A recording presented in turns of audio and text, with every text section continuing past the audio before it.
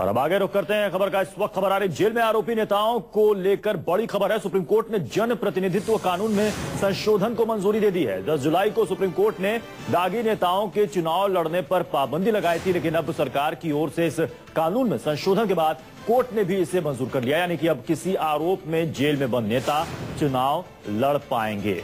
10 जुलाई को supreme court ने इस पर रोक लगा दी थी, लेकिन जन प्रतिनिधित्व कानून में संशोधन के बाद सुप्रीम कोर्ट ने भी जो इस पर रोक लगाई थी उस रोक को हटा लिया, यानी कि जेल में बंद आरोपी नेता भी चुनाव लड़ पाएंगे।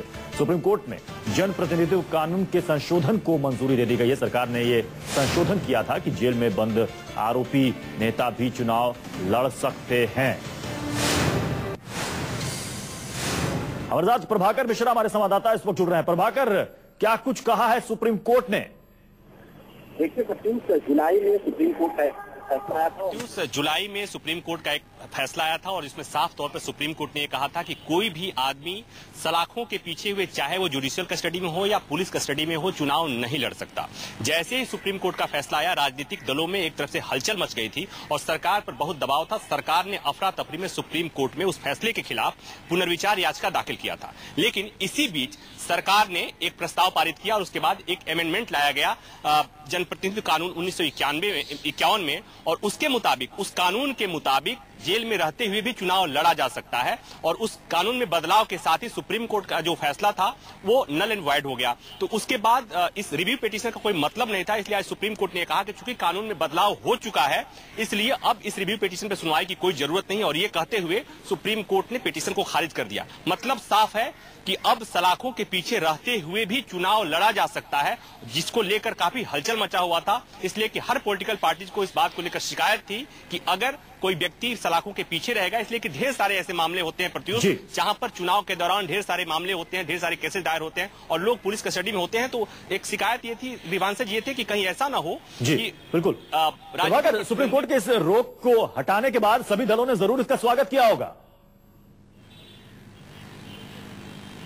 देखिए प्रत्युष, यहां के डेवलपमेंट की बात करें तो आज टेक्निकल ग्राउंड पर सुप्रीम कोर्ट ने पिटीशन को डिसमिस किया है, लेकिन चूंकि पहले मैं बता दूं कि इसको पार्लियामेंट पहले ही पास कर चुकी है, अमेंडमेंट पास हो चुका है जनप्रतिनिधित्व कानून 1951 का वो बदलाव, तो पहले ही सारे राजनीतिक दल आश्वस्त थे, पहले ही ये बदलाव हो चुका है। इसलिए ये सुप्रीम कोर्ट का जो डेवलपमेंट है, यहां पर अगर कहें टेक्निकल तौर पर सुप्रीम कोर्ट का डेवलपमेंट है, लेकिन राजनीतिक तौर पर बात कहें, ये डेवलपमेंट पहले हो चुका है। राजनीतिक दलों ने इस खबर को पहले ही स्वागत कर लिया है। जी प्रत्युष, यानी कि वैसे कई सारे नेता जो कि सलाखों के पीछे हैं वो अब चुनाव लड़ सकते हैं। प्रभाकर, कई नेताओं ने यह भी कहा था, कई दलों ने भी ये कहा था, ये बात कही थी कि झूठे मोटे आरोप में कोई भी किसी को फंसा सकता है और ऐसी सूरत में अगर वो चुनाव ना लड़ पाए तो ये गलत होगा। निश्चित तौर पर प्रत्युष, और यही शिकायत थी और इसीलिए सुप्रीम कोर्ट में जब पिटीशन फाइल हुआ था उस समय भी सुप्रीम कोर्ट ने इस चीज को माना था कि वो इस फैसले के रिव्यू पिटीशन को सुनने के लिए तैयार है, क्योंकि सुप्रीम कोर्ट को भी ये लगता था कि अगर कोई किसी व्यक्ति के खिलाफ चुनाव के दौरान फ्रिविलियस कंप्लेन दायर होता है और वो पुलिस कस्टडी में जाता है, तो ऐसे में अगर चुनाव से उसे रोका जाता है तो निश्चित तौर पर इसके बड़े ही खराब मायने होंगे, बहुत गलत मायने होंगे, जो डेमोक्रेसी के लिए बहुत अच्छा नहीं होगा।